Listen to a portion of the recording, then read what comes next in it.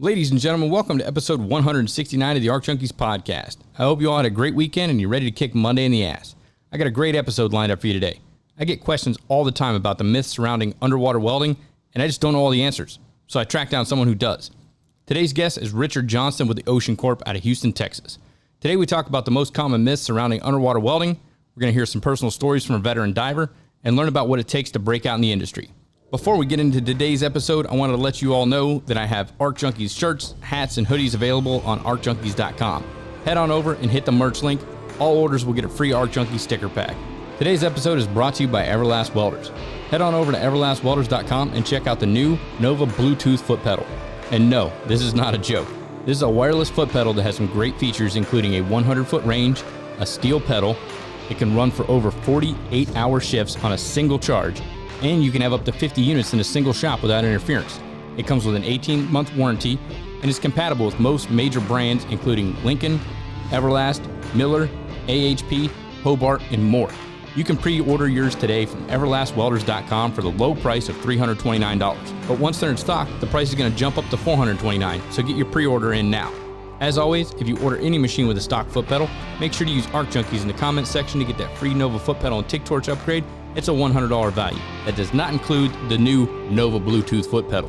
We're also brought to you by Rockmount Research and Alloys. These guys make some of the coolest stuff you never knew existed. If your maintenance welding requires you to weld dissimilar metals together, they got a rod for you. If your base metal can't be prepped but you still need to make a sound weld, they've got a rod for you. If your current hard-facing rods and wires aren't holding up to the task, they've got a rod for you. Rockmount rods and wires are designed to weld stronger and last longer than typical electrodes. Let's face it, making repairs on equipment out in the field using rods and wires designed for initial fabrication doesn't make sense. These are two different applications. We all know that time is money, and if your equipment is down for just a few hours, you're losing thousands of dollars.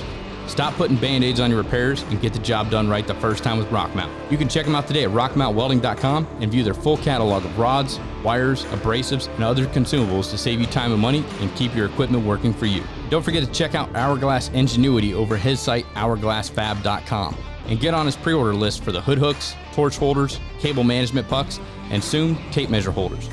Brad just got in some crazy new equipment and he's been working around the clock to meet the demand. If you haven't given him a follow on Instagram, swing over to Instagram and follow Hourglass Ingenuity. All right, you know what time it is.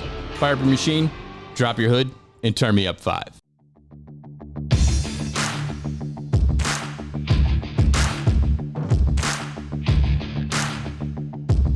You're listening to the Arc Junkies Podcast.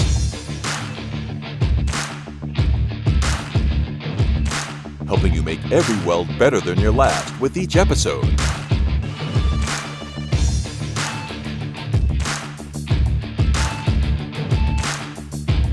And now your host, Jason Becker.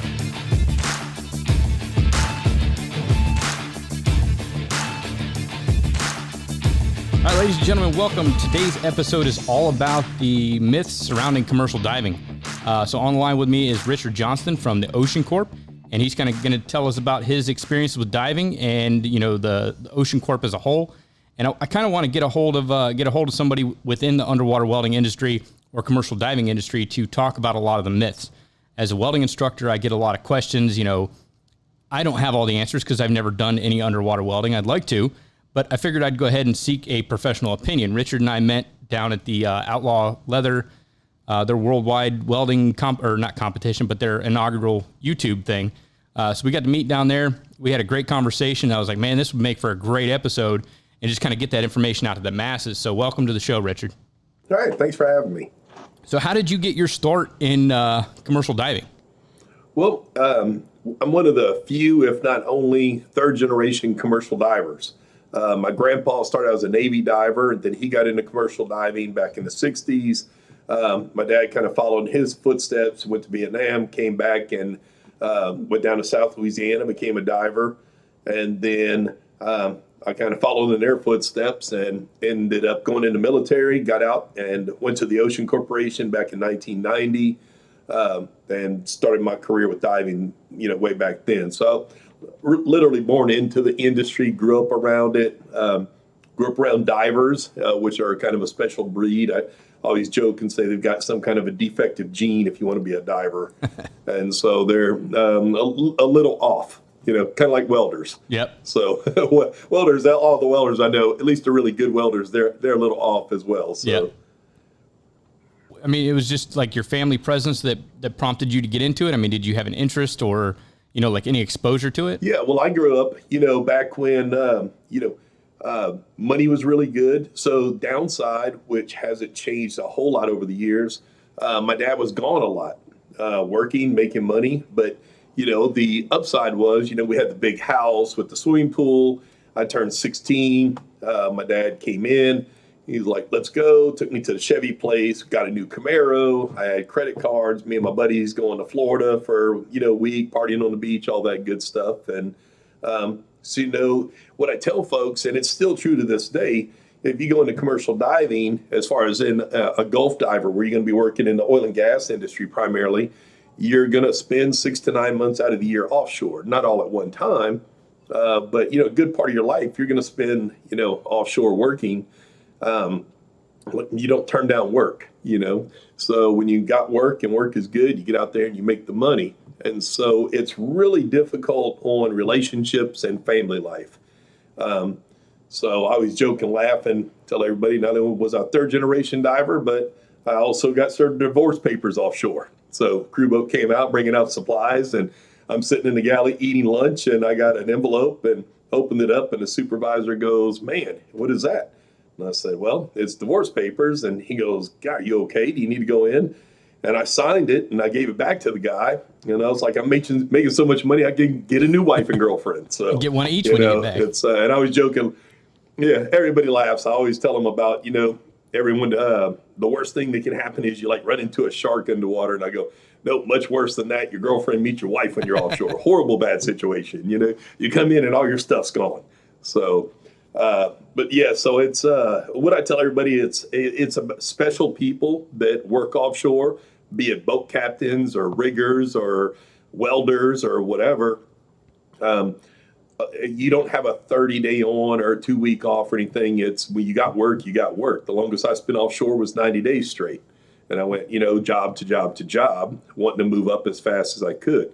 So I tell everyone it's about quality, not quantity, as far as time with your significant other, your family, that kind of thing. And I had friends of mine whose dads worked in an office and they were home every day. Dad never spent any time with them. When my dad came in, it was family time. It was all about quality, spending time with the family, that kind of thing. So it's like any job. It's just like welders that travel, gone, out in the field or whatever, and they could be gone for weeks or months or whatever at a time, have a big project, and, you got good work, making good money. It's, it's hard on the family, but, it goes back to the quality of life and doing something you really enjoy. Now, is that something that you've enjoyed doing? I mean, when you got into it, or did you just like the money so much that you never wanted to get out of it? I mean, did you find pleasure in doing the work? No, I went in with the approach. Again, I went in a little more informed than a lot of people. So I kind of knew what to expect. As a kid growing up, we had a big yard and my dad was big into landscaping and clearing out the brush and all that stuff. So, I learned rigging, which is, I tell everybody that is the most important part of diving is rigging and tying knots, because if you can't move things underwater, you can't dive. And so as a kid, I'm over here moving railroad ties to make flower beds and all kind of stuff. So I had kind of an insight into the diving before getting into it. When I was a young kid, we had a swimming pool. My dad threw all the scuba gear in the bottom of the tank, and he said, jump in there, go put it on. And once I figured out how to do that, then I came up and then he handed me a brush and said, all right, now go scrub the bottom of the tank. And so, and then as a kid in the summertime, I would go up to Arkansas, Hot Springs. My grandparents lived there. And my grandparents worked at a big fancy restaurant. It was a big mansion called Hamilton House up on Lake Hamilton. And so I would hang out by the dock with my scuba gear, my fishing pole, and I'd sit out there. And when the rich people would come in on their boats to go have dinner, if they would drop a watch or something over the side getting on the dock, I would jump in, and for $5 or $10, I'd put them with scuba gear and go to the bottom and go fetch whatever it was they dropped. And so, big little side money back in the day as a kid kind of thing. So, but there's a lot of misinformation and just flat out wrong information out there as far as diving, the diving industry. It's not all blue water and fish and that kind of thing. Right. So let's start diving into, well, no pun intended, but let's start diving into some of the myths surrounding commercial diving. So one thing I always get is, underwater welders, they come out of school and they launch right into $100,000 job a year, and they're off, diving and welding and stuff. I mean, how true is that? Well, the way it works is when you get out of school, there's two directions you can go. One, you can be an inland diver, and this means you're working on rivers, dams, lakes, bridges, water treatment plants, sewage treatment plants, nuclear power plants, even the big water towers, the high water towers have to be inspected, maintenance, that kind of thing. So when you get out of school, you are a diver. If you decide you want to work in the Gulf of Mexico on the oil rigs, the platforms, and the pipelines, you have to start out, it's called a tender. You're a diver tender, which means you're a grunt. Then you make lead tender, and then you go from lead tender to diver. And then, you move up, you become a little bit deeper, you do mixed gas diving. And after 5 or so years, after you've got some deep mixed gas diving and more complex dives under your belt, you can do saturation diving, which is 300 to 1,000 feet. And so not everybody goes that direction. Not everybody wants to go that direction. You don't have to. So right out of school, you can make really good money going one direction. I tell everybody, the way it works is if you go offshore, and most of your work's out of South Louisiana, some out of Texas, who makes more money? Well, if you and I graduated at the same time, at the same class, go to work at the same company, and there's a 6-week job, and after 3 weeks I go, hey, I miss my girlfriend, I'm going in, and you stay out for another 3 weeks, well, obviously you're going to make more money and you're going to move up faster, especially if you do that throughout the year. Mm-hmm. But for someone to get out and make $50,000 a year the first year is not unrealistic. Then they want you to know what you're doing on the deck before they put you in the water. So they might let you jump in and do hook up an anchor in 20 feet of water. Then they'll let you go down and do a little bit more complex, a little deeper. They don't just I won't say they won't, but typically they're not just going to get you out of school at 2:00 in the morning and let you jump in 200 feet of water to try to do a flange up in zero visibility, because they know you're not going to accomplish it. So you have to kind of work your way up to the more complex, deeper dives. And simply it's the other side is the money. When you've got a dive boat out there, even a small boat doing shallow work, you're costing an oil and gas company $25,000, $35,000 a day. You get these large construction boats, these big barges, several $100,000 a day. In the Gulf of Mexico, they typically dive one diver at a time.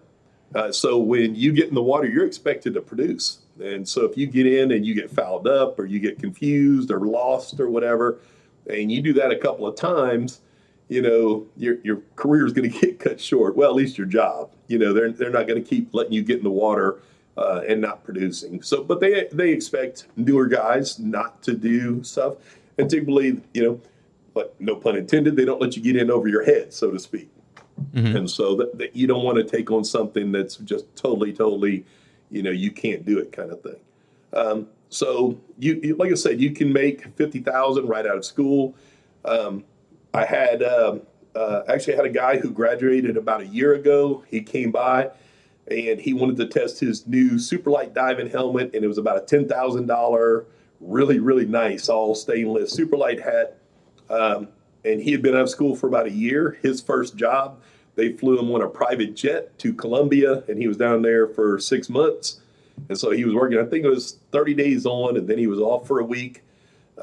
Made really, really good money, and he pulled up in about an $85,000 truck with a $10,000 diving helmet to test it. So Dang. Making really, really good money. So it's how dedicated you are. That kind of thing. So a lot of folks, they're like, you're not going to make a bunch of money. And, there's guys that try and they end up, roofing and doing stuff at Walmart. Well, yeah, because there's a lot of folks that, they think it's just going to be blue water and I'm playing with fish. And then they find out in a nutshell, you're just an underwater construction worker. You're down there doing lots and lots of nuts and bolts, lots of underwater burning.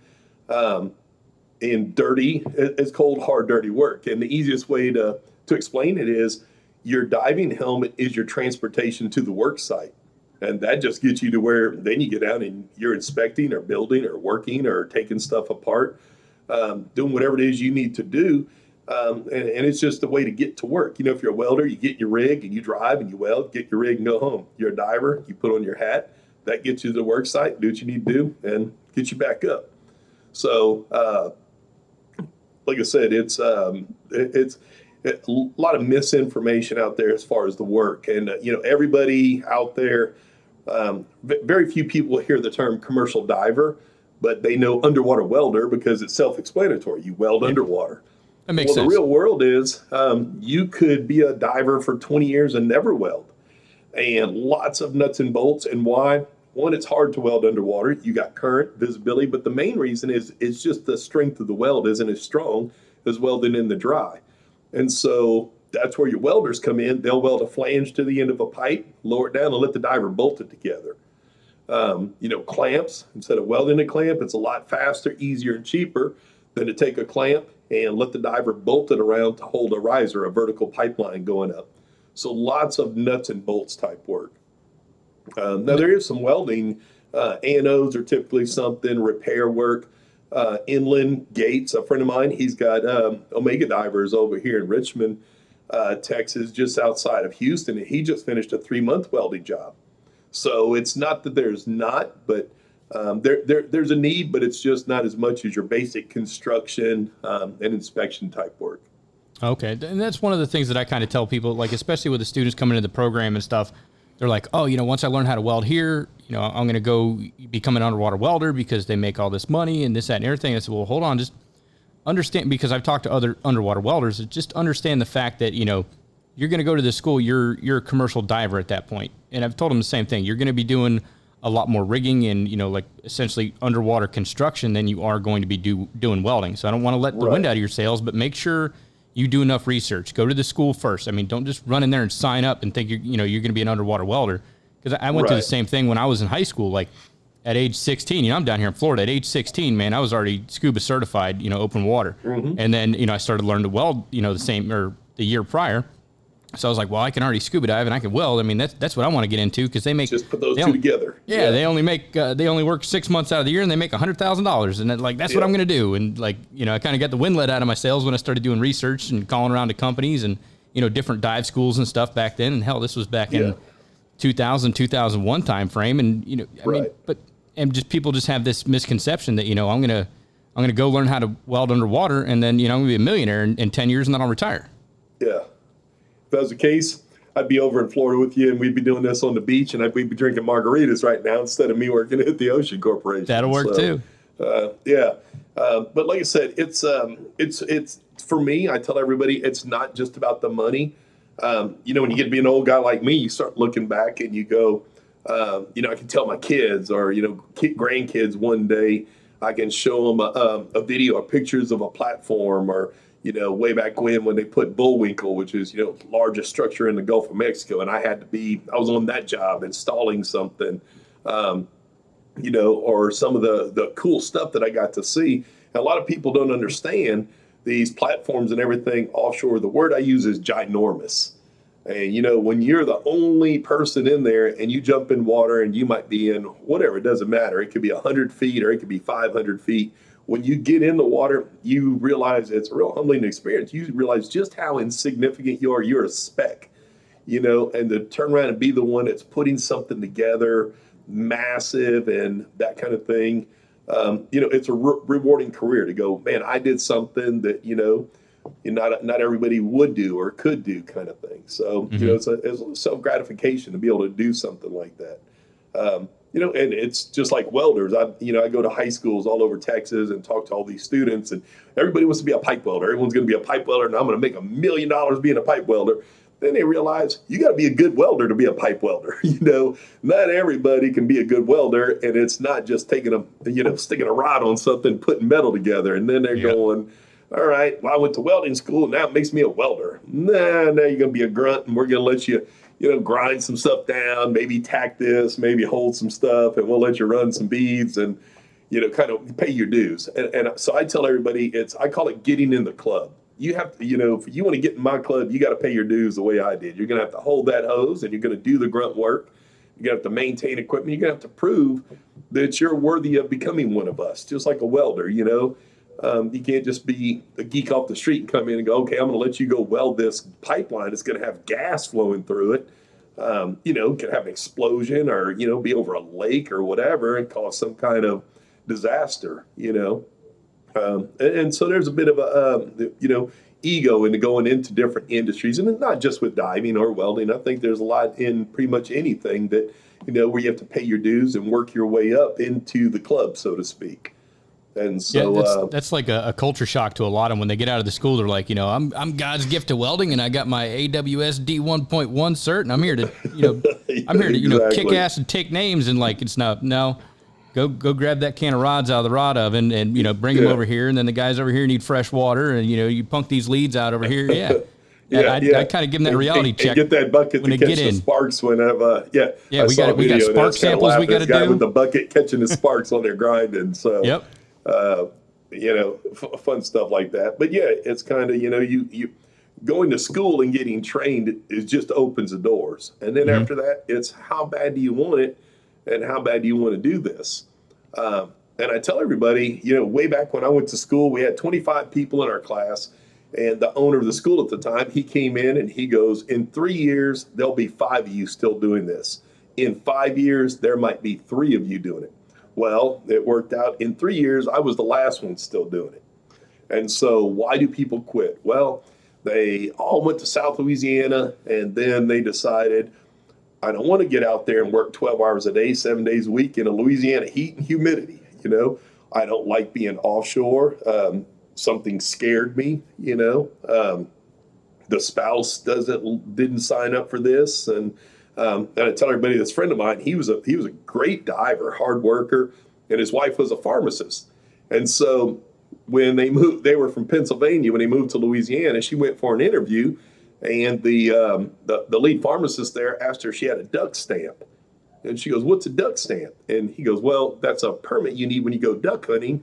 And she goes, "Why do I need a duck stamp to be a pharmacist?" He goes, "Well, everybody duck hunts here in Louisiana. And if you're not a duck hunter, you can fill in for all my pharmacists that are hunters whenever they go duck hunting." And she's like, "Okay, I've had enough of this back-ass country. I'm going back to Pennsylvania," and, you know, that kind of thing. And so, and then he had to make a choice. Well, what's more important, you with the wife or you being a diver? And so he ended up going back to Pennsylvania, going back to work in a body shop, and 2 years later got a divorce anyway. So, you know, sometimes it goes that way. Yeah.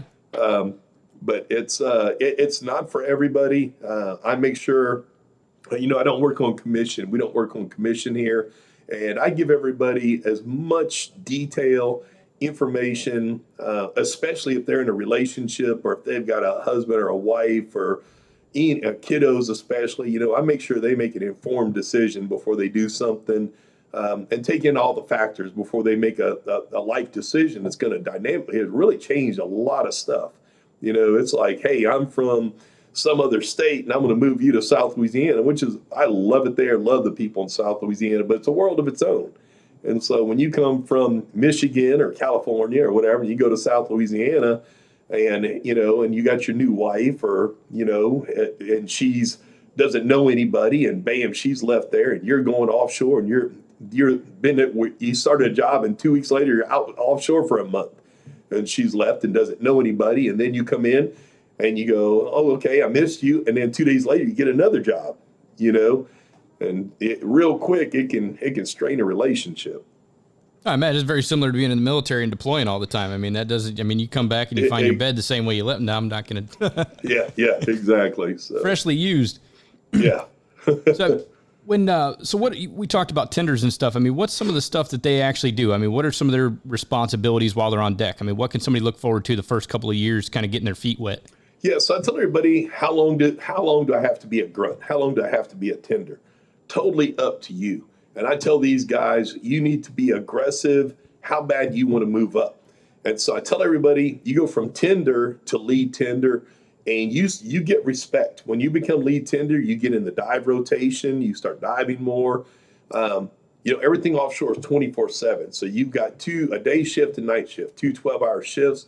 And so you've got a lead tender day shift and a lead tender night shift, and you got your guys. and you're responsible for them, and they're responsible for the deck, which means that is all the gear. That means making sure stuff is rigged the right way when it goes in. That makes sure everything runs smoothly. And so you got a lot of responsibility. If you can make lead tender, it's just a matter of time and you'll make diver. And so I tell everybody, your goal is not to be a sat diver. Your goal is to make lead tender when you get out of here. You get that and you stay hardworking, you stay focused, you'll make diver. And so I said, so you go from tender and you start second guessing your career choices, and then you start doing it and get a feel on how things work, get into a groove. And it's all about your mental approach. For me, before going offshore, you work in the shop. You're not making the money you do offshore, but it's enough to pay rent, buy some food. And I would always find the dirtiest, hardest job that nobody else wanted to do. And so the reason is, then when I got offshore, everything was easy. It was, I didn't mind doing any hard work. And most of the other guys, they were used to working in the air conditioned part, working on the hats or stuff. And, I'm the guy that's out there sandblasting stuff and helping them repaint stuff and, weld or carrying heavy stuff out in the heat. And so then whenever you got offshore, it was no big deal to me. I enjoyed it. I enjoyed the rigging and figuring out how to put stuff in the water so you can make the diver look good is basically what a tender does. And then you go from basically you're operating equipment, maintaining equipment, holding the diver's hose, tending the diver, sending tools down to the diver, helping to rig stuff for the diver. Then you might be on the decompression chamber, running the chamber, operating that when the diver gets in there. So you're pretty much the lowest form of life on the barge or the boat. And then you make lead tender and the world turns and things get better. And then once you make diver, the world doesn't turn. You go to a whole other world. You eat and you sleep and you dive, and life gets really, really good. And I always tell everybody, I go, the good side is you become a diver and life gets really, really good. The downside is, other than divers, no one offshore likes divers. Welders don't like divers. Riggers don't like divers. Working people don't like divers because all they do is see them eat, sleep, and play in the water. But if you ask the welder or the rigger, do you want to jump in the water and do it? They'll go, oh, hell no. That's crazy. And so, so it's kind of I got along really good, especially with the riggers. Because those are guys that can make you really, really look good and help you. And these guys, they know how to put stuff in the water upside down if you need it. So you get in with those guys and they can really help you put something in and make you look good when you're in there, and the pressure's on to perform. It's those guys can help you with stuff. So same thing with welders. You got welders, they know how to put stuff and position it and hold it steady so they can put it together. And so I would always go, I'd be on the deck an hour early, an hour later, and work with the riggers or see if I could help the welders so I could learn what they're doing. And it, in turn would help me with what I was doing. So it's all in, how bad do you want to do it and how good do you want to be at it? My goal was, be the best at it. If you're going to do something, be the best. And so I always that was always my goal, was to try to, always better myself. I didn't compete against anyone else. I always competed against myself. Do better the next time, kind of thing. Mm-hmm. So it's and pretty how much dangerous? just like any job. What's your goal? Do you want to just collect a check, show up, or do you want to? It's what you make it, kind of thing. Right. And so how dangerous is underwater welding? I mean, you're down there, you're playing with electricity. You got a guy up topside. He's controlling your airflow, making sure you got the right mixture for the depth that you're at, and then you're playing with rigging and all that stuff. I mean, what type of dangers are you running into down there? I mean, what's the life expectancy of an underwater diver? Right. So there's a lot of things out there that divers die at 50 or 35 or whatever kind of thing, and so I don't call it your life expectancy. I call it your dive expectancy. So what happens is you get a lot of these guys in their 20s and 30s. Then they kind of get in their 40s and go, I'm tired of going offshore, or I'm just tired of getting in the water. It's hard work. It's manual labor. And so they might become supervisor. They might decide, hey, I want to be an operations manager working in a shop. I want to do marketing, which is a lot of fun. I've done that for diving companies. I want to take guys playing golf and shooting skeet and fishing and hunting, to the club, that kind of thing, and get work for the companies. And so what happens is, I always joke and laugh. I say, divers, They like Rolexes and Cadillacs and, sailboats. And then they're like, okay, I've had enough of this lifestyle. I got to calm down. And I would joke and say, in addition to that, like stripper girlfriends. Then you go, okay, I'm going to change and I'm going to go and get rid of the Cadillac and I'm going to get an SUV and I'm going to get rid of the sailboat and I'm going to get a little bit bigger house and a family and trade in the stripper girlfriend and get a nurse or a teacher. And contrary to what people think, I've had both. And strippers and teachers no less expensive than stripper girlfriends. So I always joke and laugh. So I always have to say that. My girlfriend, she'll hear this and I'll be on the outs with her. So, but it's your lifestyle and your priorities change kind of thing. But the life expectancy, divers tend to be, at least back in the day, even now, we got tons of stories from students even coming here today. You can always pick out a diver. So they tend to live and party hard when they're on the beach. So I said it's not the diving part that's dangerous. It's how they live their life on the beach kind of thing. I don't really use the word dangerous. I use the word risk. And so how I explain it is, if you see a burning building, well, my brain tells me I'm not going into a burning building. That looks dangerous. Firefighter shows up and he flips that switch and goes, well, that's the environment I'm trained to work in. Well, diver does the same thing. 2:00 in the morning, you walk in the back of the boat, and you look around, you got a couple little lights and it's dark and maybe 3 or 4 foot waves, swells out there. And you jump in the Gulf of Mexico at 3 or 4 in the morning by yourself and you go down and do what you got to do. Well, most people go, well, that's dangerous. And a diver goes, no, that's the environment I'm trained to work in. Me, I liked working at night. It was cooler. Things were nice and slower, a little more quiet. And so, it's just kind of your mental approach to it kind of thing. Okay. So it's not really, there is some risk. Just like you said, it's not so much the electricity or the welding stuff, but it's like what you said. You've got big, heavy things that are attached to a boat or a barge, on a crane, and there's waves, which means whatever is attached to the crane is going up and down and moving around. And it's not like it's super dangerous, but it's pinch points, heavy stuff. You get in between stuff, and you can lose a finger if you're not careful. Or I did it for a long time, still got all my fingers, but I had some little mishaps here and there.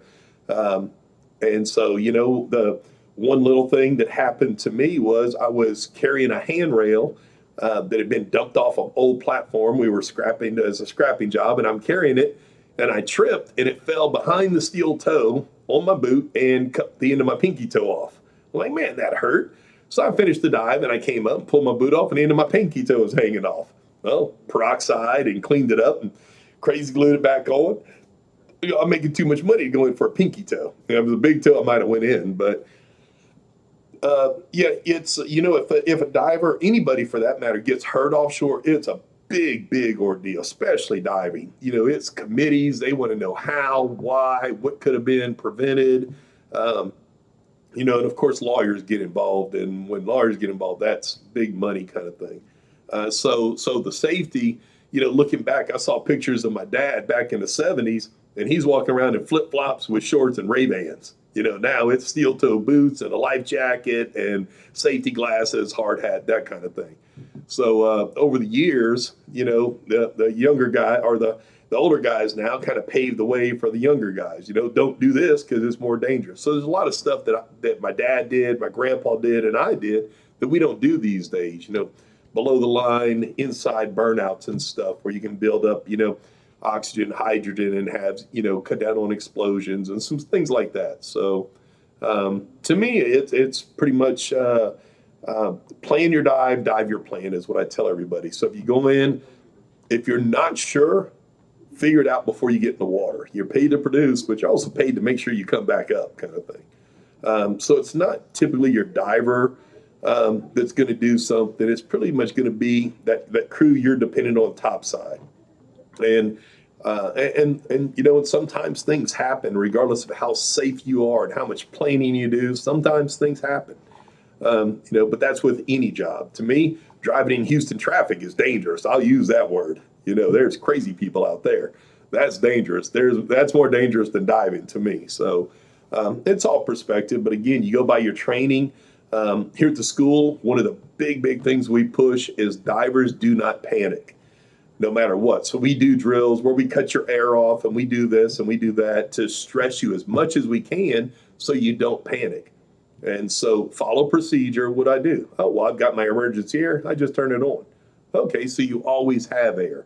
What do you do if you don't? Well, I've got another source. I do A, B, C, and you follow it. You don't panic, and you can pretty much think your way through almost any situation. So that's how we kind of cut down on the risk and things like that. I like that part that you kind of still don't panic, because I mean they do the same thing in the military. That way, when that situation arises, you're prepared for it. I mean, your heart rate doesn't go up. You're completely calm, relaxed, and you just revert back to your training. You start going through the little checks, putting checks in boxes. Okay, here's the situation. Okay, I proceed to step 1, step 2, and just start working through it. Yeah, and it's like, and you, especially in the military, you can run through them steps really quick. Oh yeah. And it's not like you have to sit and think and ponder for days about something. You can muscle memory at that point. You can run through a lot of steps really fast, especially if you're pinned down and someone's shooting at you. Yeah, it's second nature. So you can process some information pretty quick and do an assessment and figure it out and come up with a plan pretty quick. That means you can't adjust your plan, but at least you have some kind of a plan instead of, I have to get out of the water. I've got to get out of here right now and run for it, that kind of thing. So yeah, you start freaking out. That's the last thing you want to do down there, under the water. Once you start understanding dive tables and stuff like that, you can't just shoot your way back up to the top, because that'll put you in a worse situation. Yeah, now you're in a lot of trouble. So we intentionally do stuff. We find everybody's stress points and the instructors, and we'll find it and we'll push it and push and push. And we always have standby divers, and they're your emergency standby. So if you get in trouble, we jump a standby. And usually when I do it is when people get complacent and they're happy and they're not expecting it. And I work with another instructor, and we will come in an hour before and, kind of booby trap thing. We will run air hoses to divert air through PVC pipe, so it's loud and you got an explosion, and we will cut the electric so you lose communications and air and everything we can come up with. And then you've got instructors like drill instructors yelling at you, what do you do? What do you do? What do you do? Do something. You got to dive right out of air, and just push, but it's all controlled. And so at any time we can stop the drill. At any time we can, flip their air on. We can do this, we can do that. But it's to see what they do regardless of the situation, kind of thing. And that's pretty much what we do on our construction, the welding, the burning. We let them, we give them an idea what to do, and then let them kind of come up with a plan. And even if it's not going to work, as long as it's not dangerous, we'll let them try it. And then we'll go, well, that didn't work. Now what are you going to do? And so the idea is we want them to think and figure things out. And then after so many times, they'll come back and go, I can't do it. Then we'll go, well, why don't you try A, B, or C, and give them some options. And they go, oh, that works. And sometimes, it's just taking the cup and turning it a little bit, looking at it a little different angle, that kind of thing. So, but like I said, we always tell everybody that, divers don't panic. Commercial divers don't panic. And so stress from the day one they're in, the first thing we do, we do an orientation dive where they get a little familiar with the water. But the first day of actually getting into the water to dive, we do emergency procedures. And the first dive you're going to make is us cutting your air off and teaching you to trust your equipment, get comfortable, and realize, what? It works. My equipment works. My bailout bottle works. My secondary air works. My third source and my fourth source of air. Everything works. I just trust my procedure, follow it, and I'm good. Yeah, it's very similar to... And it's just like military. You learn to trust the guy next to you. And yep. I always tell them, I was like, make sure, so if you get in the water, guy holding your hose, make sure you always owe him money. So, he'll make sure you get back up. Yeah, it's very similar, like I was going to say, like when you had to go through the gas chamber. It's like, you're putting a lot of faith into a gas mask, and you're like, I wonder if this thing's ever going to work. Well, they throw you in the gas chamber, and you find out real quick that thing works. Because you walk in, you get your gas mask on. Take your mask off. Yeah, you're breathing. Then you you're realize like, oh, this just how isn't so good bad. That thing did work. Yeah, take your mask off and do some jumping jacks for a couple minutes, and then put that thing back on. Yeah, it works. Yeah, yeah, exactly. So what's some of the wildlife and stuff that you have to deal with down there? Because I mean, I imagine the wildlife, the fish and big fish, sharks and everything, they get kind of curious about what you're doing because I mean you're hanging out in their living room. Right, and first thing is sharks. Everybody asks about sharks. I have never heard of a commercial diver being attacked by a shark, and they come up and they're curious and they check you out. And I've heard a lot of stories, and I'll just leave it at that. And we've had students, and my uncle was a diver, and a shark came up, and he was hitting it with a wrench, and blah blah blah. And I'm like, yeah, it was Uncle having a few beers when he told you this. And I'm like, I know he did because I told the same story when I was in a bar, right out of dive school before I even got in the water, kind of thing, to impress the ladies or whatever. But yeah, you see some really cool stuff. So one of them was I'm out there when it's in the flower garden south of Texas, beautiful clear water, 1,000 feet, and this big huge sea turtle comes up and we're throwing vegetables to it, feeding this thing, lettuce and tomato, whatever we could get to get this thing to eat. It was the coolest thing. Big manta rays, like 10 feet wide. We see a couple of big sharks every now and then. Jewfish, the big grouper, snapper, you see some cool stuff. Then a lot of times you're in murky water, you don't see anything. And so you just kind of, you're in the murky water and you just trudge along till you find what you got to do. And, you're going, okay, well, if I can't see it, it can't see me. So that's what you kind of tell yourself. But you don't really worry about any of that stuff because you're so focused on the job you have to do. That's kind of a distraction. So, there'll be like triggerfish or the little fish will bite at you or that kind of thing. But again, you're so busy working. But you'll see every now and then some cool fish swim along. And I've seen some videos, where the swordfish out of nowhere comes up and gets tangled in the guy's gear. And I'm going, the odds of that happening, that's like getting run over by a buffalo when you visit Yellowstone or something. That's just insane. I thought it was pretty cool. And just the other day, I thought it was interesting. I saw a video of some guy scuba diving, and it was a great white out of Orange, Alabama. And they were scuba diving maybe 60 feet of water, and it was a great white coming by. I'm like, man, that's like just right off the beach. So I'm like, wow. And so then you stop and think, well, they've always been out there. It's just what are the odds of seeing one kind of thing. And I think one of the biggest sharks I ever saw was when I was really just right out of school. And I didn't see it until I got out and I came up and pulled my hat off. And all these people run to the side of the barge. And here's this big hammerhead. And it was circling by the ladder I just came up. And the standby diver who's diving after me, he goes, man, did you see that thing? I looked back, oh, yeah, of course I saw it. No big deal. And he goes, did you really see it? And I'm like, hell no, I'd have ran up that ladder if I saw that big fish, man. I'm like, that thing's huge. And I was like, go ahead, guy. You're up next. You're up next, bud. Yeah. And I went on a job a couple of years ago to kind of help out as a supervisor. And it was an inland job at a water treatment facility. And it was kind of funny because the water gets pulled in from the river, the bayou there, and then they chlorinate it and pump it into the city for drinking water. Well, while we were getting ready to dive, we had some new guys, and this lady was out there. She was the manager, and she's looking around, and we go, what are you looking for? She goes, a floaty. I go, well, what's a floaty? She goes, well, that's alligators we've been feeding for the last 8 years out here. I go, hey, new guy, you're up, man. So he was a new guy right out of school, and he got in. He's like, yeah, the gate down here looks good. And we're like, we can still see the top of your head, man. You're not even underwater yet. He's like, I really don't want to do this. I'm like, well, you don't get paid unless you go down and do the job, man. I was like, just don't move real fast. And it was kind of cold. And I said, look, man, they're hibernating. You don't have to worry about it. And then, of course, he got in the water, and I looked at the other guy. I go, man, I'm glad he's getting in that water. It's like alligators are mean. Hey, like a shark or a fish, man, those things will come up and take a bite of you, And, being from South Louisiana, we just kind of laughed. And he got down, and I was like, well, that's about the quickest inspection I've ever heard of. He's like, I don't want to get no bayou and no alligators. So we just kind of laughed. But you get to see some neat stuff. It's a pretty cool job. No, that'd be pretty neat going down there and just be able to see everything and kind of, but I mean, you're not on vacation. I mean, you're down there to work.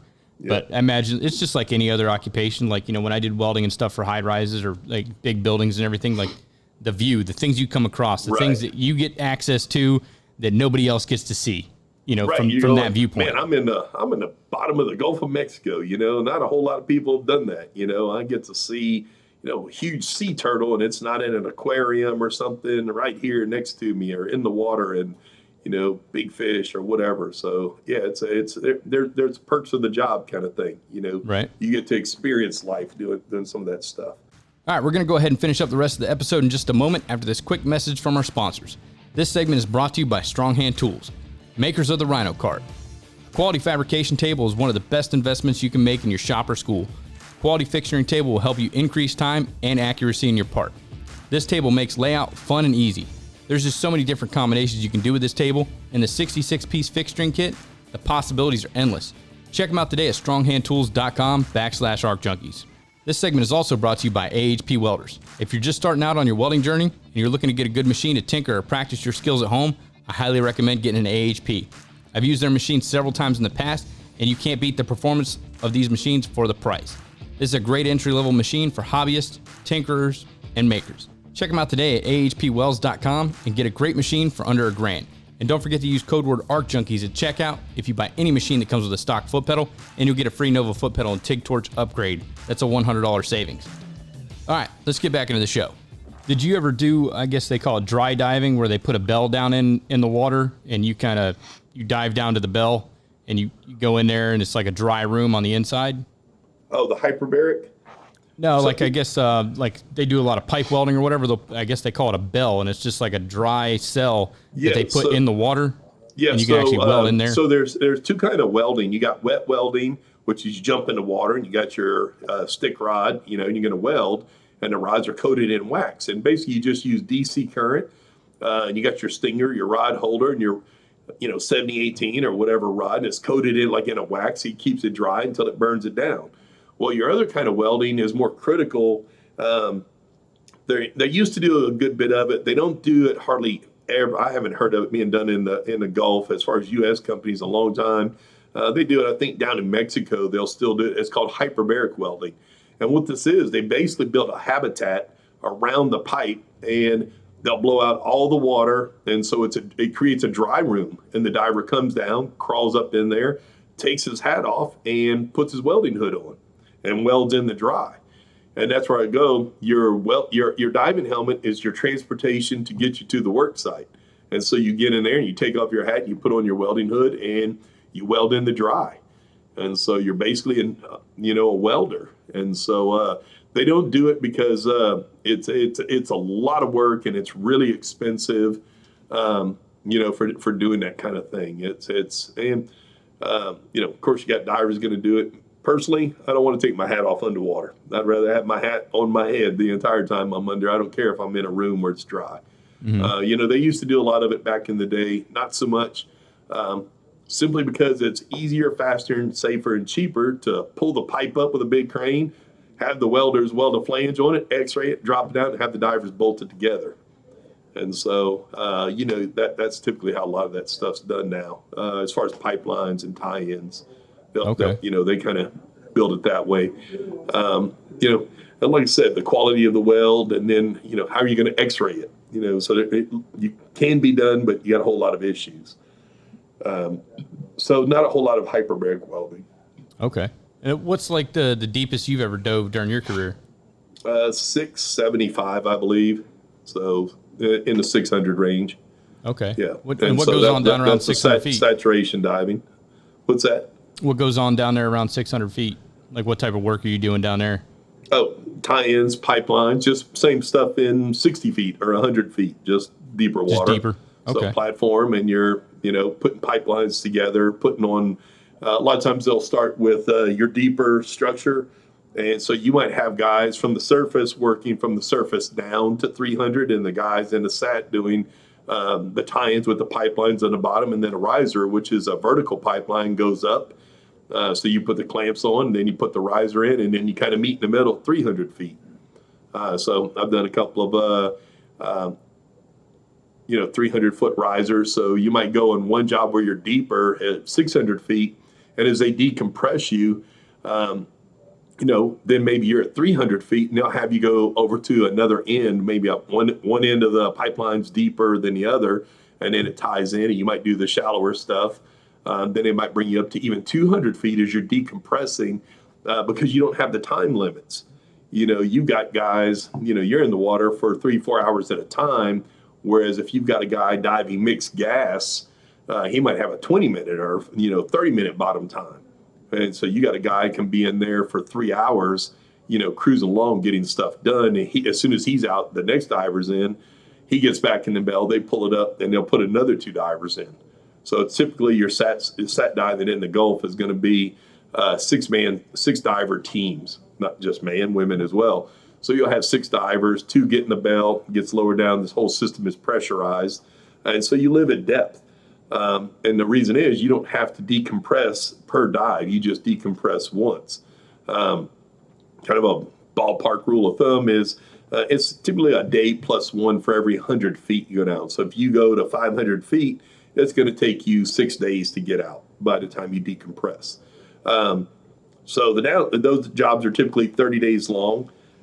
So you live at depth. So you're in a capsule in a chamber that sits on the boat or barge. When it's time to dive, you and your partner get in the bell, seal up the hatch, close the door. The crane lowers it down. One diver gets out and works about 3 hours, gets in. Next diver works 3, get in, comes up, mates back to the chamber. Those 2 get out. The next 2 get in. Everything's 24/7. The downside is you're stuck in a tube. So if you mash a finger, cut a finger off or whatever, you're not getting out in any real hurry. The wife leaves with your dog and your best friend, The upside is you're typically making $800 to $1,500 a day doing that kind of stuff. So pay is really good, but comes with some risk, that kind of thing. So you're getting paid the whole time you're sitting in the bell? Correct. Yeah, okay. Well, it's seal to seal. So from the time they seal it until the time he gets out, you're getting paid. Oh, nice. So you said saturation. I'm sorry, go ahead. You said saturation diving. What is that? I mean, what's the difference between that and regular? Well, you live at depth. So you get in the chamber and it's pressurized on helium and oxygen, and your body becomes saturated with the helium. And so you breathe the oxygen. And so it's the equivalent oxygen of being on the surface. So you get that 21%. So under pressure, you don't need as much. So you have to have another gas to go with it. So they typically use helium. You got a scrambler. You sound like Donald Duck under there. So you got a descrambler so they can understand you when you're talking. After about a day, you might lose your sense of taste, that kind of thing. So you don't have to do that. Not every diver wants to do it. Most of them want to do it. The main reason is the money you can make. You can make really good money, but you're going to earn it. But a lot of guys, they go, why would I want to do that when I could just do deep mixed gas diving and make, depth pay plus, depth pay plus my day rate and make really good money. And I don't have to get stuck in a tube with somebody I don't like, that kind of thing. So, you get stuck in a tube, 7 or 8 feet wide, 9 feet wide by 20 feet long with 5 other guys, and you don't like somebody. That makes for a long stay. Yeah. So now when you guys go down there, when you're out on the shore and stuff, you mentioned like a day rate. Now, is that like a per diem, or do you guys get paid out there? Like you have a daily rate plus whatever your hourly rate is? Yeah. So when right out of school, you typically get paid an hourly rate. You're paid 12 hours a day, 7 days a week. Everything over 40 is time and a half. And then when you dive, you typically get depth pay. So your first 50 feet, you don't get paid. 51 to 100, you get paid. Then 100 to 200, you get more. $1 a foot, $2 a foot, $3 a foot, depending on the company. So the deeper you go, the more money you make. And so you're paid your hourly rate throughout the day. And then when you dive, the deeper you go, the more money you make. All your food is provided. Those guys, I never went on a job where the food wasn't excellent. Those guys can cook. It's used to be, I'm assuming it still is, but, every Friday was, seafood day, and every Saturday steak day or whatever, and just really, really good food out there, home cooked meals. So I like to eat. I like good food and, eat a lot of beans, red beans or white beans. You're going to have beans almost every meal out of South Louisiana. So a lot of beans and a lot of rice. But like I said, you eat really good. There's nothing to buy Well, now you got the internet, so now back then when I did it, you didn't have Wi-Fi and internet and all this stuff. If you wanted to make a phone call, you used a satellite phone. It was $6 a minute. And a phone call there typically went, honey, send me 2 pairs of Levi's, toothpaste, shaving cream, razors, some hard candy and blah, blah, blah. And that's it. And I love you. Bye. Click, hey, less than a minute. All right. I'm doing good. And then now, like boats and barges and everything, they got Wi-Fi and you can bring your laptop and FaceTime and, all that good stuff. There's a lot of guys now, they're doing, day trading and investing and they're offshore. So I always tell them, whatever you do, don't play cards with those guys because they cheat. So, boo-ray and poker out there. So that's one way to lose your money. My grandpa always used to tell me he won some guy's wife in a poker game one day offshore. So, back in the day. And he goes, she was meaner than uglier than the one he was already married to. So he didn't need to. So he let her keep her. Gave her back? Yeah. So tell me a little bit about Ocean Corp. I mean, when you guys bring people in, I mean, what's if somebody was interested in coming down to, get into commercial diving, what's that process look like to get in, go through the admissions process? And then what are some of the things that you guys are going to cover like the first couple of weeks of school? Yeah. So so it starts off with typically admissions. We'll talk to them. If I talk to somebody, first thing I ask is, why do you want to be a diver? And I kind of interview them. And why do you want to be a diver? And what do you expect? And what do you think? And then a lot of times I give them the reality check and go, this is what it really is. It's not blue water. It's not playing with fish. It's cold, hard, dirty work. You're a construction worker. And so do you still want to do it? Yes. Okay. Do you have a husband, a wife, significant other? They say yes to that. Then I'll give them the negative there. And, like I said, I don't work on commission. That's how I'm able to sleep at night. I give everybody let them make an informed decision. It's 7.5 months out of their life they're spending in school. I'm going to send, go into debt. They're going to spend some money to go to school here, just like anywhere. But when you get out, this is their life. This is their career. They're looking, and I want to make sure they make an informed decision. So once they kind of do the little interview process and what they think, and they say, yep, this is what I want to do. I've looked at YouTube videos and I've talked to people and this is what I've always wanted to do and blah, blah, blah. Then we go and start the process of, well, where do you live? Are you close by? Can you come to the school and visit and take a tour? We get people from all over the country come in. And then they either come in and take a tour. We have people fly in, and for me, flights aren't crazy expensive. Fly in, take a tour, go see a school. If you're that interested, go see a school, go talk to the people, meet the instructors, take a look at what they do, and interview them to make your best decision kind of thing. And if you can't, then, do your homework and start calling and compare them. What certifications do I get from this versus this school versus that school? Start doing your homework and finding out, what about job placement, that kind of thing. When I get out, you get out of, you graduate college and they go, all right, good luck. You got that piece of paper, good luck getting a job. At the Ocean Corp, our school's been in business more than 50 years. So we've had, quite a few people have gone through here. I mean, I went through it in 1990. So a long time ago, they've had lots and lots of folks come through here in the diving industry. And we've got a lot of alumni who own diving companies, who are managers, operations managers, HR, they work in all the diving companies. So we've got a lot of contacts that we maintain these relationships to help folks. And then we have, the last class that graduated, we put people in, I think, Maryland. We have one went to South Dakota. They gave him a $500 sign-on bonus. I go, what is in South Dakota? And he ended up going up there and working on some rivers and some plants and other stuff kind of thing. And he liked being out in the country, in the wilderness and out in the big wide open. And so went there. We got people who, they come down, they want to go back home. And then we got the guys who want to be the Gulf divers. They want to go to Louisiana and they want to work out of Texas, Louisiana. They want to work on the oil rigs and do the deep diving stuff. So it's kind of what you want to do. Our job placement is good for life. So you might come in and go to work for a company and 2 years later go, I've been doing the inland thing and I'm inspecting water towers and bridges and whatever, but I want to go to the Gulf. Call up our job placement and, hey, Jeff, what can you help me with? Who's hiring? What's doing this? What's doing that? Hey, do you have anything overseas?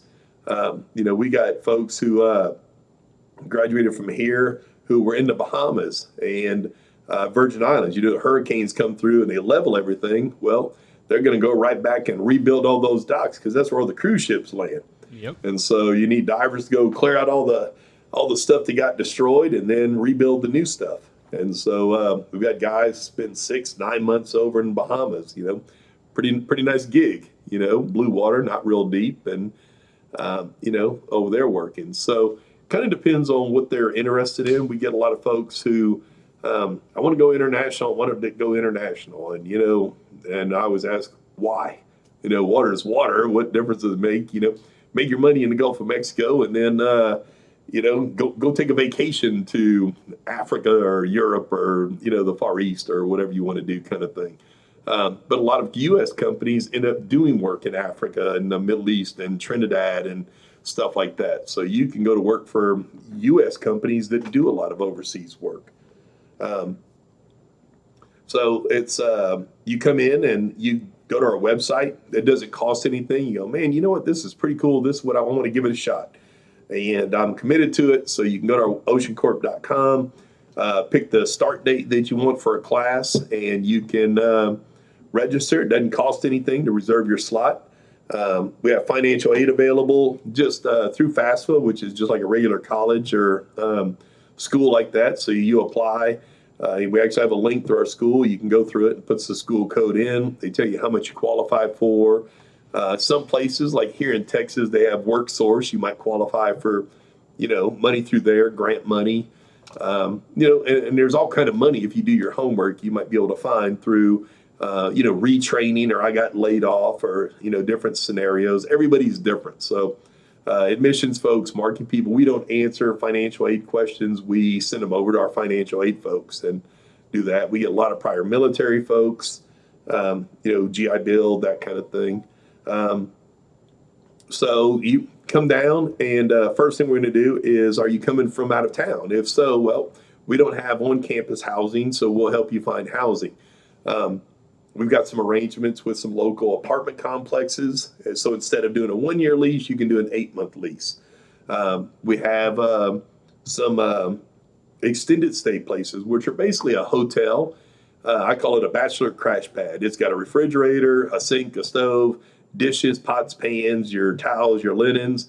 They come in once a week and change out your sheets and your towels for you. There's no lease. There's no deposit. You can pay weekly, pay monthly. You can even have your pets there, so bring in your dog or whatever. And then when you're done, bam, you pack your bags and you are out the door kind of thing. So I personally recommend that's what I would do. You're here 7.5 months, and then when you're done, man, you're ready to go to work. You don't want to worry about furniture and all that other stuff. You get new furniture where you get wherever you're going kind of thing, instead of having to worry about getting an apartment and setting up and going through all that expense. It makes it a little bit easier transition. We've got a lady that she doesn't work for the school, but she works with us, and she's real good at helping people. If you want to find a roommate, stuff like that. So we try to help accommodate everyone. We've got folks who have if you got some kind of a learning disability, we've had folks who are dyslexic come through, so we try to accommodate anybody that can do that. You have to have a dive physical. You have to physically be able to be a diver. The dive physical can be done by typically people can have it done at their doctor, or you can wait till you get to our school. You got about a month you can get it done. We got some clinics we work with that know how to do it. Not every family practice, in Arkansas or whatever is going to do the testing that we need for a dive physical.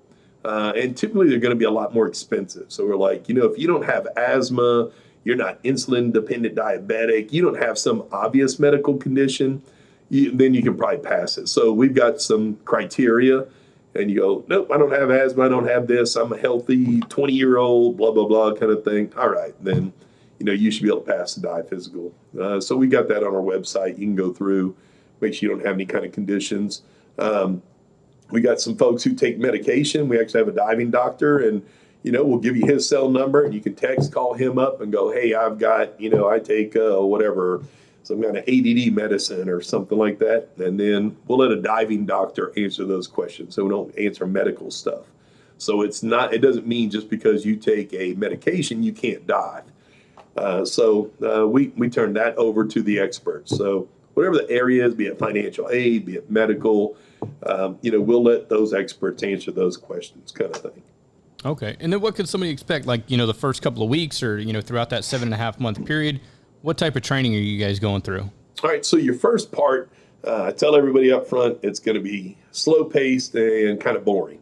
And again, it depends on how you look at it. So our other program, in addition to commercial diving, is NDT, non-destructive testing, where we teach people to be inspectors. What do you inspect? Things made out of metal. So you're doing mag particle or X-ray or penetrant testing, visual inspection, that kind of thing. Well, you actually get 2 NDT certs when you come to our diving program. So we start you off with 2. You get one in mag particle, and the other one is in ultrasonics, using ultrasound. Why? Because you actually could be doing that underwater. So we teach you those 2. So you actually get 2 NDT certs. So let's say, a year later, you go, I don't want to be a diver anymore. You've actually got a whole other industry that's non-diving related you could go to work at, fall back on. So you go through the NDT, and then we'll start you with rigging. So I tell everybody, out of everything we teach here, rigging's the most important. What is it? We give you a list of about 5 or 6 knots. Learn to tie your knots and learn to tie them blindfolded. And so if you can't rig, you can't dive. So we teach everybody rigging and equipment maintenance, how to check your compressors and your diving equipment, how to maintain it, set it up, that kind of thing. Then you have to learn some science. You've got to learn your decompression and your physics and your treatments. And so when we say physics, everyone's like, oh, no, that's got to be crazy difficult. And it's something as simple as, well, if you go to the bottom of a swimming pool and you blow bubbles, as the bubble goes to the surface, the bubble gets bigger. Well, that's because there's less pressure, because there's less water pushing on it. All right, bam. Now we understand. There's physics. So not anything crazy difficult, but you have to learn the science so you don't hold your breath when you're coming up and you don't just race to the surface. So you learn a little bit of the science behind things that'll keep you healthy and how these procedures got developed. And it has to do with your physics and the science behind it. So we teach that. We've recently added another module that I teach, and it's kind of a diver first responder. So it's an advanced first aid CPR type program. And what it is, if someone gets injured or hurt, we have a standby diver jumps in and they'll do an underwater assessment. So we actually teach them how to put a tourniquet on underwater. So if a diver got a mashed hand or a severed hand or a leg or something, they can put a tourniquet on underwater. They can free flow the hat, make sure there's no water, they're not flooded, how to hook up their hose. They'll tether themselves, and you're a rescue diver. You help bring that guy up. They get him out of the water, and we time them, and they have to get the diver's gear off. They have to support their head, so if they got any kind of C-spine damage, how to put on a C-collar, how to start an IV, how to take vitals, blood pressures, how to do a trauma dressing, how to put them on a backboard, pretty much everything. And the difference is we shoot to have it done in 2.5 minutes. So from the time the diver breaks the water, we want all the gear off, we want them on a backboard, and we want all the medical assessment and treatment done in 2.5 minutes. And why? That leaves us 1.5 minutes to get them down in the chamber, so if they still have to do the decompression. And so it's we've had some HFD, Houston firefighter paramedics, come in and watch, and they go, that's impressive. There you go. Taking care of somebody in the shade under a tree is one thing. When you guys have a crash team that just goes into action and gets all this stuff done crazy fast, it's kind of like military. The closest I can think is having a combat medic doing stuff. And so, and the folks who do it, they love it. You don't have to be a medical person, and it's not real complex. If it's bleeding, put pressure on it. And so if it bleeds through, put more pressure on it. If they're not breathing, help them breathe. So it's basic stuff, but it works. It's the same thing as a medic would do. And so we got this first responder. We teach somebody, well, if you're in the bottom and you're at 100 feet down and that person's not breathing, they had a heart attack or whatever, and you start bringing them up, well, what can happen to their lungs?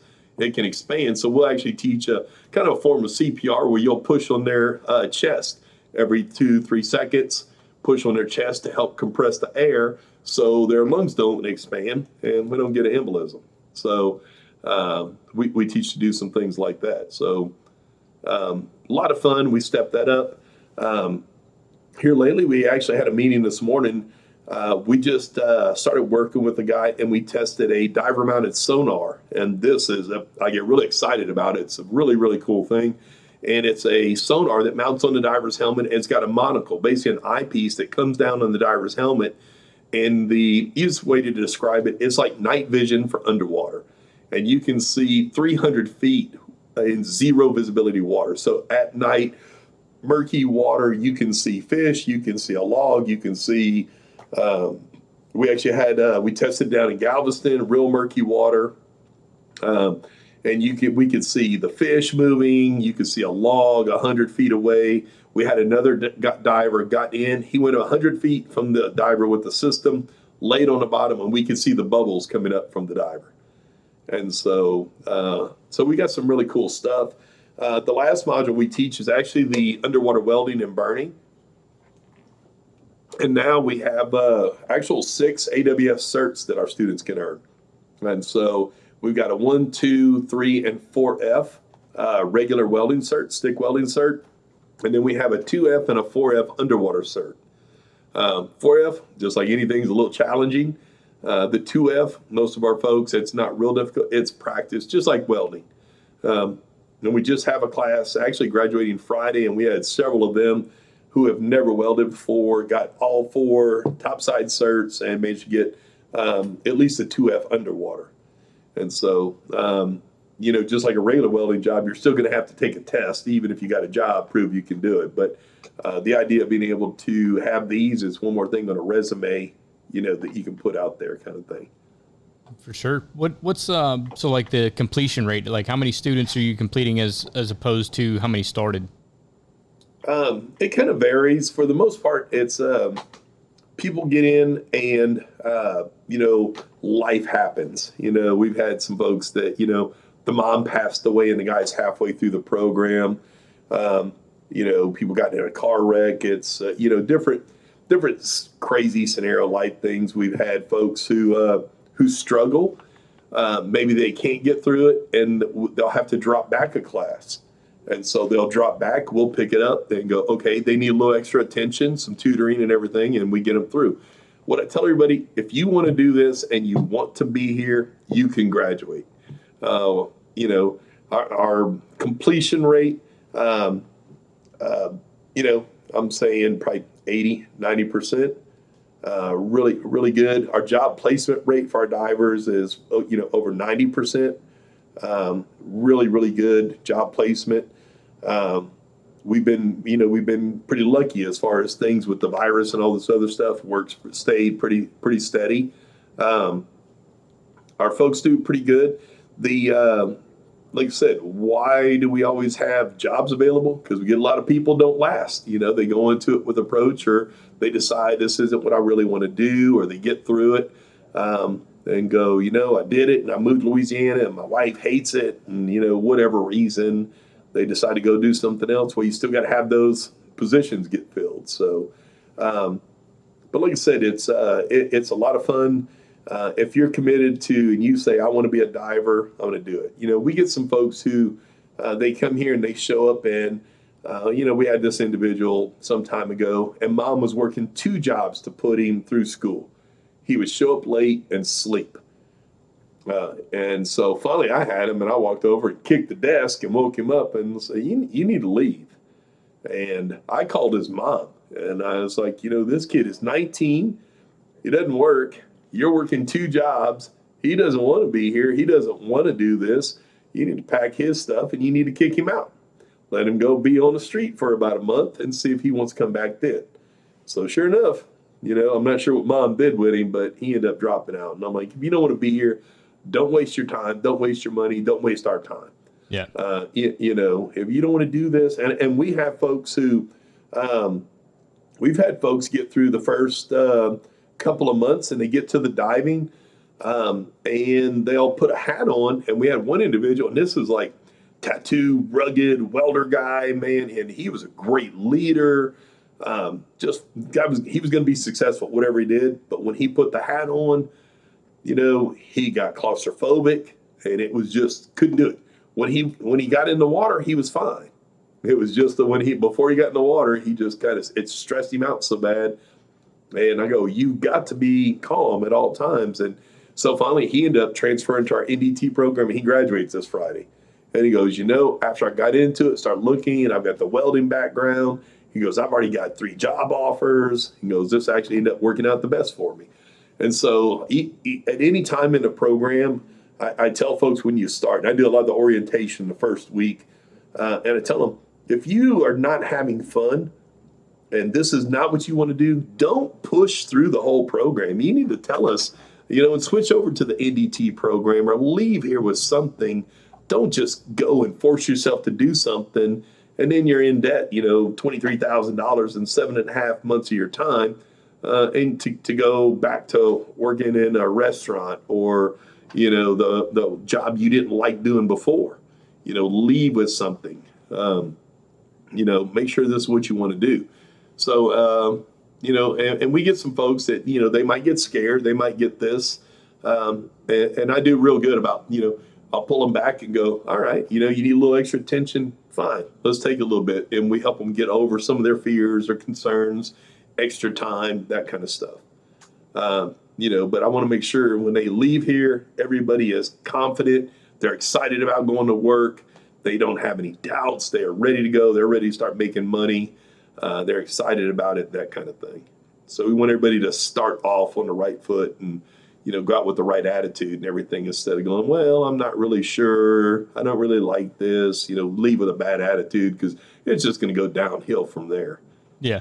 I mean, you kind of got to be mentally prepared before you get into it. I mean, it's kind of a bad place to be to figure out you don't want to do it when you're already financially invested. You've already moved out there. You got everything set up. I mean, you kind of got to start weighing those options out. If you're not having fun doing it 5 or 6 hours Monday through Friday, you're really not going to have fun doing it 12 hours a day, 7 days a week. Yeah, work's going to suck if you can't get through school. School is school. I got kids in school, and I'm like, school is the best time of your life. Yeah. When you get out, you have to perform, and it doesn't matter if you're tired or you're hungry or you're sick or you just don't feel like it or whatever. Man, we are paying you to produce. And, 12 hours a day, 7 days a week. And then once you make lead tender or whatever, now you're working 14 hours because you got to be there an hour before and an hour after shift change to give a turnover and get a turnover. And so you can be putting in some hours doing, So I tell everybody, if you're not, if you don't like getting your hands dirty and you have a problem working outside in the elements, it's not for you. Mm-hmm. If you like being independent, so you work as a team, but your performance is based on individual.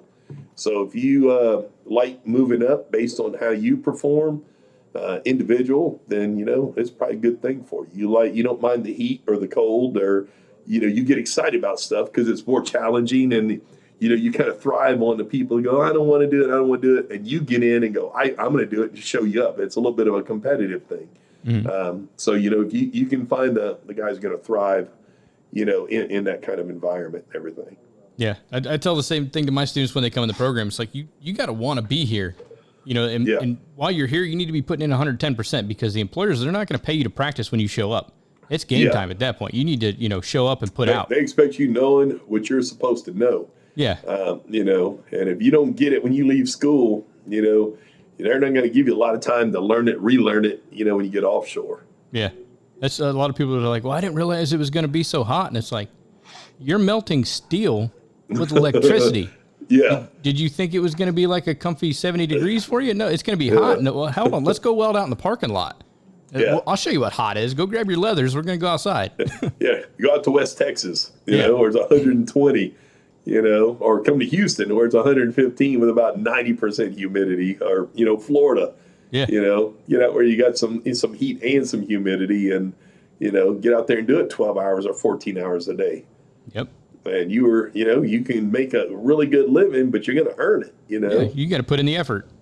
Yeah, you don't do that. Go be the barista at the coffee shop and everything. And so, I stopped at one of those coffee places, and I had this one kid. He was there, and he was whining about because he had to work 3 8-hour shifts during, latte happy hour or something like that. And I go, you're in an air conditioned building making coffee, right? He goes, yeah. He goes, but you don't understand how busy we get. And I'm like, man, you're making coffee. And I'm like, you got unlimited caffeine. And I just kind of laugh. And I'm like, hey, you poor guy. I hope they give you some time off after that 3 days of working 8-hour shifts with coffee breaks from making coffee. Yeah. And so I was like, man, so some people, you get out in the real world and, it's a little bit like I said, welding and working with your hands and doing hard work's not for everybody. And so, it takes a special breed of person that likes to do it, wants to do it, that thrives in that environment. Yeah. That's what I tell people about all the time, man. I said, welding sucks. Everything you touch is sharp, hot, and heavy. Yeah, I mean, you gotta want to do it, to get into it. You gotta know you want to get into it. I teach some of the welding here. And that's the first word I tell them is, if you see it, don't touch it. Yeah. Because it's hot. It doesn't matter how long it's been sitting there. You're the first one out in the morning. You haven't even turned on the machines. Whatever it is, it's hot. So then they'll find out it is hot. Yeah. Oh, shit. Yeah, that's heavy. I told you. But that's because you didn't see the guy that was out here with the torch, an hour before you got here, 30 minutes. He just shut it down 10 minutes ago. Mm-hmm. So, well, it's not glowing, It's kind of like, yeah, but it's going to stay hot for a while. Yeah. So, but yeah, like I said, it's all in the personality and the person and, kind of how they're raised and what they're made of, and I always laugh. I tell people, I had a friend way back when he told me, I can spot a diver in a group of 5-year-olds. And I was like, well, how's that? He goes, well, if you got 2 groups of kids, a bunch of little 5-year-old kids, and this group is like, you're ugly. And the other group's like, you're fat, you're stupid, back and forth. Well, the first kid that stands up and hurls a rock at the other group, that'll be your diver. And so, you can pick them out when they got that kind of personality kind of thing. So a lot like welders, they like challenging, they like solving problems. They're like, the harder it is, the more they thrive on it and trying to figure out a solution. And welders are a lot like divers. You don't hear, I can't. You might hear, I won't, but you'll never hear, I can't. Rare. So, it's just they'll at least try or die trying before they say I can't, kind of thing. Now, one of the things that we didn't really touch on is females coming into diving. And so we average probably 1 per class out of about 20, 25. And the last couple of years here, they have done phenomenal. And so, it's kind of why. And the simple thing is, it's kind of like welding. Anytime I go to these high schools and I visit with all the welding students all over Texas, if there's a female, she's always in the top 3. And I couldn't figure it out. And I asked this one, I was like, well, why are you such a good welder? She goes, it's all about making a pretty weld. A pretty weld is a good weld. I'm like, that makes sense. And so what I figured out with the diving was, when I first went into diving, I'm a bigger guy and I'm like, macho, tough guy kind of thing. And what happened was I ended up being a lead tender for a bunch of guys in one shop. And this woman shows up and she was a lead tender for guys from the other shop. We were getting ready to load up this job. She got there and starts barking orders about this and that and the other. And I was like, whoa, whoa, whoa, little woman, I'm running the show here. And she's like, I don't think so. And the supervisor goes, well, tell you what, all those oxygen bottles on that truck need to go in the boat. Whoever can load the most, the fastest, gets to be in charge. All right. And so I walk over, still hungover from the night before, grab 2 oxygen bottles, start rocking on over to the boat. She disappears. She comes back 5 minutes later with a cherry picker crane, picks up the whole rack and moves it over to the boat. And I was just like, okay. And she's like, you're a lead tender night shift, and I like my coffee with sugar and 2 creams. So, yes, ma'am. So I learned it's not about being a big muscle head gorilla. It's about using your brain. And then when you get offshore and you go, it doesn't matter how big and strong you are, you're not going to move stuff that weighs a gazillion pounds underwater. And so, but if you use your brain, you're going, but I've got tuggers and come-alongs and cranes and lift bags and all this stuff. And I can move it wherever I want it, And the other thing I learned was guys, and I always laugh, if I'm going somewhere with my girlfriend and the MapQuest or whatever is not working, I'm going to drive around forever before I ask directions. And, she will just like pull over and ask somebody. Well, the same thing applies across when it gets into our diving students is the guys want to figure it out. They want to ask the instructor. The female go, how would you do it? And so, well, if it's me, I would A, B, C, and D. She jumps in the water, does A, B, C, and D, finishes her project, goes over, pushes the other guy out the way, and she does it. And so we had one real cute little blonde-haired girl, sweet as could be, and man, she was a beast in the water. She could just outperform everybody. And one of the first things we do, we have a piece of PVC pipe with 6 pieces of rope. And we duct tape their face shield. We blindfold them basically, put them in the water and go tie your 6 knots. She got down, tied all her knots, had the ends bird cage, came up in 3 minutes. Unheard of. I'm like, it'd take me 3 minutes to do it with my eyes open. And I go, how did you do that so fast? And she goes, and the very first day you told us to practice our knots. So I give everybody a piece of rope. She goes, I got my piece of rope. I would sit in my bed at night before bed, close my eyes and tie my knots. And so I was like, okay, you are going to go far in this industry. And she actually lives in Florida. I forgot where, but she is down there. And last I heard, I think she had made diver, and she'd been out about a year. And she was already at the diver level and loving what she's doing. So she was down in Florida, and she was working for a diving company and down there and made diver in a year. So she just, and I knew she was going to take off and do really well. But yeah, I'm like, year's pretty good. So yeah, got after it, But again, it's how bad you want it and you want to move up kind of thing. I mean, that's what it comes down to is the motivation and dedication to what you're going to be doing. I mean, if you're paying that kind of money, putting that kind of time in, and it's not just necessarily, commercial diving or welding or, whatever school you're going to get into, whatever training you're going to get into, the occupation, if you're going to invest the time and money, that's what I tell my students, like, don't leave anything on the table. Like, if you come in, if you got 6 hours, use that entire 6 hours. Yeah, learn as much as you can. Be the best. The life gets better. If you work harder up front and learn as much as you can, life gets easier. And it's kind of like instead of dragging out your learning curve for years, get over that learning curve as fast as you can and pay attention and practice, and get good at it early. The faster you get it mastered, then you can add and build on that kind of thing. Yeah, front load that schedule. Exactly. That's awesome, Rich. So give me some information on, like, if people were interested in coming to your program, like, what's the best way to get in contact with people from your company or the website, social media? Go ahead and plug all that. So oceancorp.com is pretty much the easiest way to reach us. We got our 800 number on there. But yeah, go there. And then we've got some videos out there floating around on YouTube. You can look up Ocean Corp, Underwater Welding. We've done a handful of videos on the NDT as well as the commercial diving. Anyone can call and, hey, I have a question about diving. I got a technical question. I've got a question about financial aid, whatever it is, and we can put you in the right department. If someone wants to take a tour, we do tours Monday through Friday, typically around from 9 to 5 kind of thing, 9 to 4.